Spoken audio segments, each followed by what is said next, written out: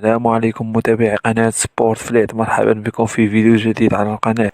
تحدث كيليان مبابي نجم فريق باريس سان جيرمان بعد الخسارة أمام بايرن ميونخ بهدف دون رد مساء الأربعاء في ذهاب دور ال16 من دوري أبطال أوروبا على ملعب حديقة الأمراء.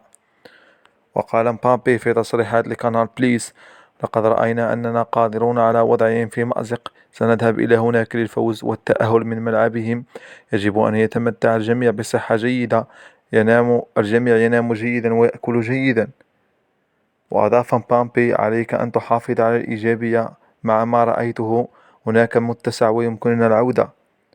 وكان مبابي قد دخل بديلا في مباراة وسجل هدفين، وتم إلغاؤهما بسبب وجود تسلل عليه في الهدف الأول ووجود تسلل على نونو مينديز في الهدف الثاني. هدف مبابي الملغي في مباراة باريس سان جيرمان وبايرن ميونخ على الفرنسي.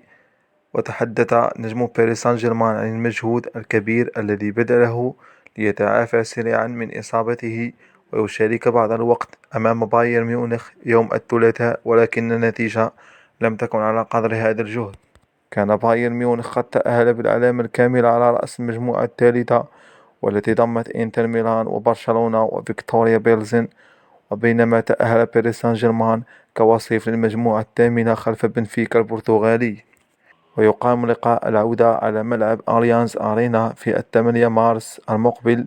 ويذكر أن قاعدة أفضلية هدف قد ألغيت، وأي تفوق في الوقت الأصلي لفريق باريس سان جيرمان بفارق هدف يذهب بالفريقين لشوطين إضافيين وركلات الترجيح.